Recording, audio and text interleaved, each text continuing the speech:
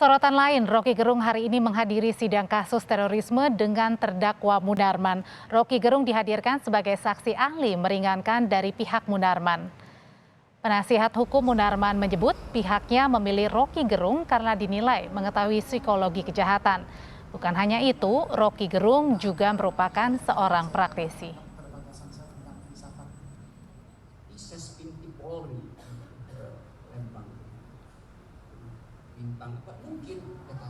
Dalam persidangan tersebut, Roky banyak mengemukakan pendapatnya seputar sikap dia Munarman yang hadir dalam berbagai kesempatan pada diskusi khilafah.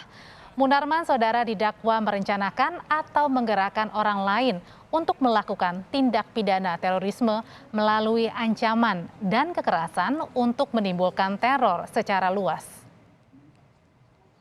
Diminta pengacara, saya saksi ahli, saya terangkan soal konseptual tentang terorisme, tentang ISIS, tentang khilafah. Jadi saya terangkan dari posisi legal philosophy, legal reasoning, political philosophy, semuanya adalah keterangan akademis.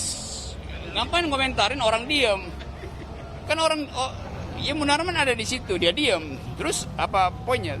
Apakah itu bisa disebut misal dia mendukung dengan dia diamnya itu dia bisa disebut mendukung baiat terhadap ISIS dan ya kalau orang ingin menjebak ya bilang begitu. Katakan dalam hal untuk meringankan Bang Munarman kayak gitu. Ya, dari segi penjelasan filosofis dan juga hermeneutika yang memang beliau kuasai dan juga cabang-cabang lain yang tadi beliau kuasai hampir 15 ya. Tadi beliau sampaikan insya Allah tadi sudah bisa menjelaskan secara terang dan gamblang terkait dengan bukan cuma Pak Munarman tapi juga proses-proses lain yang memang harus dibenahi dalam proses penegakan hukum terkait terorisme, dan semoga ini jadi catatan baik ya kepada pihak penegak hukum baik itu jaksa maupun di majelis hakim gitu. Lalu fakta menarik apa yang kali ini ada di persidangan terdakwa terorisme Munarman? Kita akan tanyakan ke jurnalis Kompas TV, Niputu Trisnanda. Putu, jadi apa fakta menarik yang disampaikan Roky Gerung yang hadir sebagai saksi ahli hari ini? Ya, selamat sore Audrey. Fakta menarik yang kemudian disampaikan oleh Roky Gerung tentu saja berkaitan dengan makna dari radikalisme. Ada beberapa hal yang disampaikan oleh Roky Gerung sebagai saksi ahli yang kemudian dianggap pas untuk kemudian menjadi saksi ahli filsafat hukum terkait dengan apa sebetulnya makna radikalisme, kemudian juga bentuk-bentuk terorisme, kemudian juga Roky menyampaikan beberapa contoh yang dinilai ini tidak sesuai jika aksi-aksi terorisme, aksi-aksi teror ataupun juga terorisme ini mengacu pada sikap yang kemudian dilakukan oleh Munarman. Seperti diketahui sebelumnya Audrey dan juga saudara, Munarman sendiri didakwa dengan undang-undang terkait dengan terorisme dengan sejumlah pasal karena diduga telah melakukan sejumlah upaya provokasi ataupun juga upaya penggerakan massa untuk melakukan kekerasan. Sebelum saya menjelaskan lebih lanjut, Audrey dan juga saudara, berikut pernyataan ataupun juga kesaksian dari Roky Gerung dalam persidangan kasus terorisme dengan terdakwa Munarman. Maka saya berayun di dalam kultur, berayun dalam sejarah. Jadi nggak mungkin ada narasi yang radikal. Itu ngaco tuh ya. Kalau misalnya dikatakan khilafah itu sebuah narasi, artinya diterjemahkan sebagai narasi yang radikal. Itu kacau. Kita undang seluruh linguistik di dunia untuk periksa ini. Itu pasti salah. Pasti salah. Narasi yang radikal, khilafah narasi yang radikal. Logikanya narasi yang radikal. Kan semua orang berupaya untuk membayangkan itu. Dan semua orang menyumbang pada percakapan. Jadi nggak mungkin jadi final dan nggak mungkin radikal.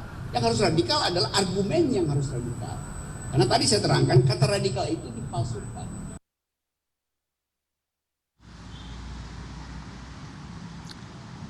Ya, Audrey, selain yang tadi disampaikan oleh Roky dalam persidangan juga menyebutkan beberapa hal termasuk juga terkait dengan beberapa contoh seperti misalnya jaksa penuntut umum menyebut Munarman ini hadir dalam agenda-agenda yang isinya adalah upaya pembaitan di beberapa daerah seperti misalnya di Makassar dan juga di Deli Serdang.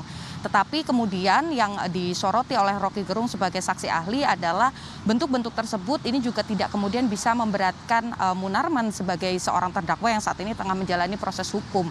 Karena menurut Roky juga pernah datang ke beberapa pesantren terorisme untuk melakukan penelitian ataupun juga pengamatan, dan hal tersebut tidak membuat Roky menjadi seorang teroris begitu. Hal ini yang disampaikan dan juga dinilai oleh kuasa hukum dari Munarman sendiri sebagai bentuk-bentuk yang sebetulnya bisa meringankan Munarman dalam kasus ini. Diharapkan tentu saja dari majelis hakim sendiri bisa memberikan penilaian yang cukup bijak, kemudian bisa meringankan atau bahkan membatalkan dakwaan yang kemudian disampaikan oleh jaksa penuntut umum.